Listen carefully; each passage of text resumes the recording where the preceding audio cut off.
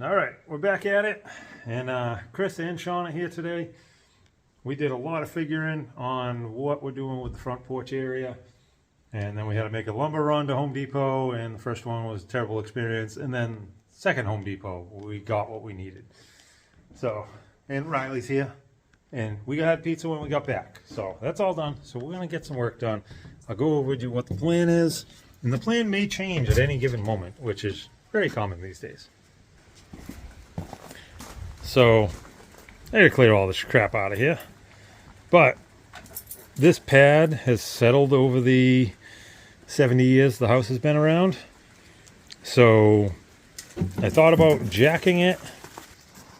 Yeah, I thought about jacking it and getting sonotubes under it and pouring concrete under it and flowing concrete under it and everything, and everybody tells me that's not a good idea because I'll leave a void under it, maybe pressure points, maybe crack it. It's settled at this point. It's probably not going to go any further. So I'm going to go with that, and I know that I can deal with it later on. If it ever does settle, I'll deal with it then. But it should be totally fine. I agree with the masses, and I've asked a lot of people on it. So we got to build wedge-shaped shims to build a subfloor on that, get that level, and we're going to make that floor come out under this wall and under this front wall. Then I was on the fence about just putting a door in there and just having a post here and it be open, but we're going to board this up. We're going to put that matching window here, which we picked that up today, and then we're going to put the door on this side with the door in the side lights. And couple reasons why I want to do that. I know the front door should be on the front of the house. It should be facing the street and on the front side. From the front side, looking forward, most likely I'm going to plant some tall arborvitae, so you're never going to see the house straight from the front anyway, but you're going to see it from the driveway over on that side, so your line of sight's going to be over here. So you will see the door on the side.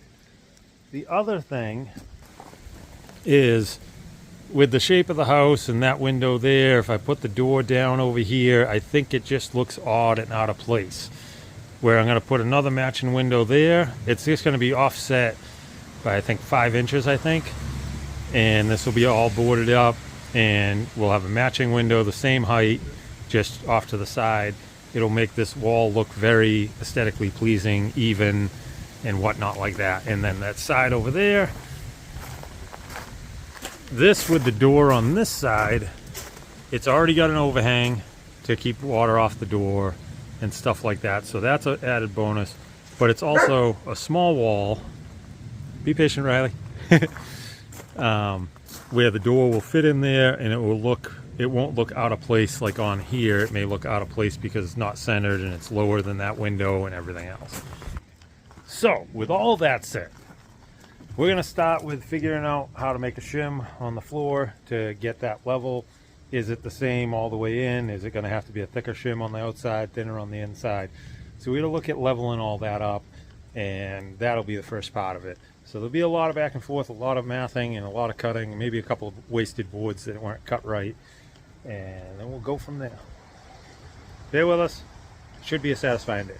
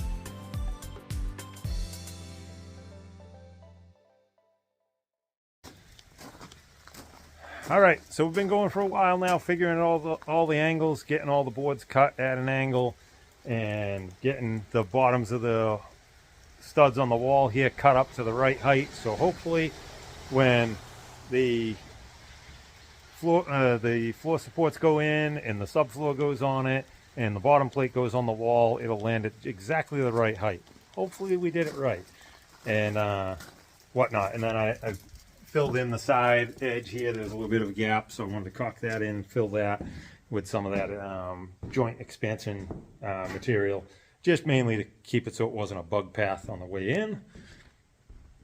And here's all our boards cut from 1.5 to 3 inch, and our end board at 3 inch, and that one's at 1.25, just so we know it's not going to hit any pieces of the concrete, and that's going to get nailed to the rim joist, and that'll get nailed to the rim joist, and then this will be under the outside wall, and this will be under the outside wall.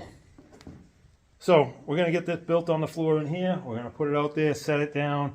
I know it's going to rock at least on one spot. I'll run the Sawzall blade under it, trim it to shape so it sits nice, lift it back up, staple the foam that you put between like a sill plate and the foundation, staple that to the bottoms of all the boards, and then we're also going to lay out some plastic on the concrete, and then we'll set this all down one final time, position it in, shim it square, and then I'm going to drill through a bunch of these uprights, probably 3 times on each one, and anchor that into the concrete so it can't curl or twist or slide or anything like that. So first, we're going to assemble that on the floor, and then we'll stop fitting, shaving it, and then we'll get back on it. It's getting late already.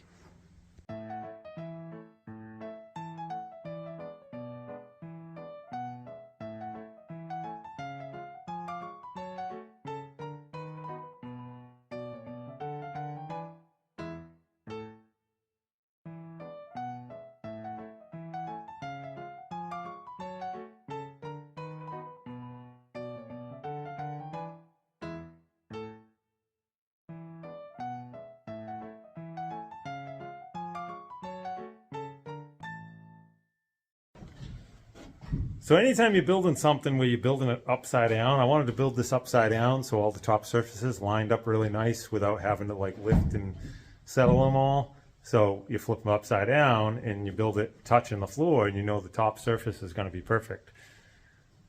Well, I was supposed to have 3 on the outside and 1 on the inside,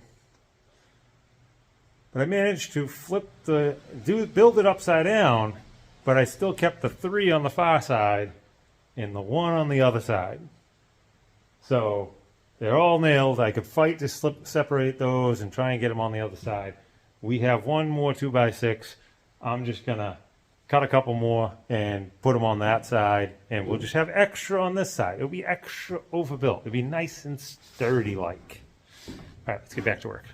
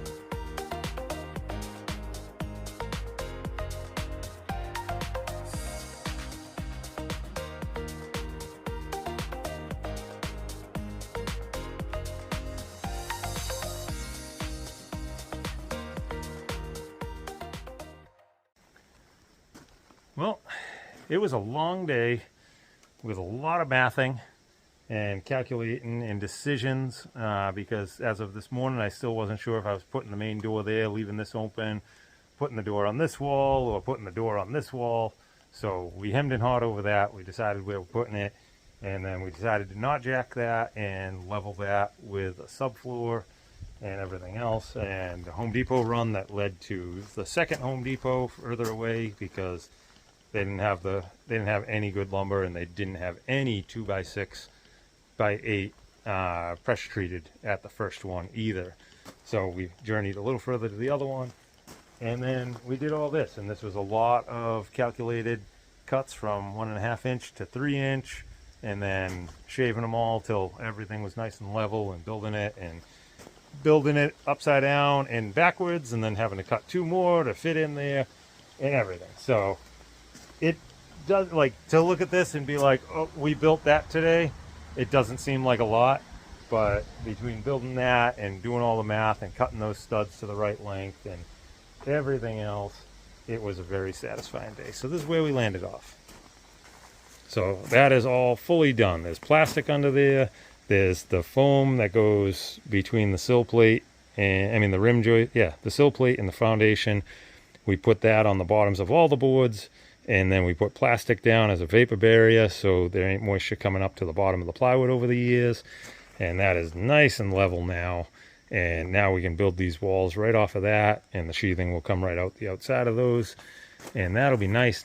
And that step was going to be too high anyway, so even if we leveled this, I was going to have to build a subfloor here to bring that up anyway. So overall, satisfying day, nice and level, big problem solved. And I'm very grateful for Chris and Sean coming out. Sean had to take off a little bit earlier. He had to get a bunch of yard work done before it got dark, so he had to bail. And it is now 10 past 9, and Chris is still here, and he still has an hour-and-a-half ride if he doesn't bump into no traffic to get home. So let's give a big thank you to Chris. Once again, super trooper, pulling through. So thank you, Chris. And we will check in. I'll see how much time this video took, if this will be one day, or maybe I'll tie it into the next one. But hang tight for just a second to see if it continues on. If not, thank you very much for stopping in again. Appreciate each and every one of you guys, and we're one step closer to not living in a camper.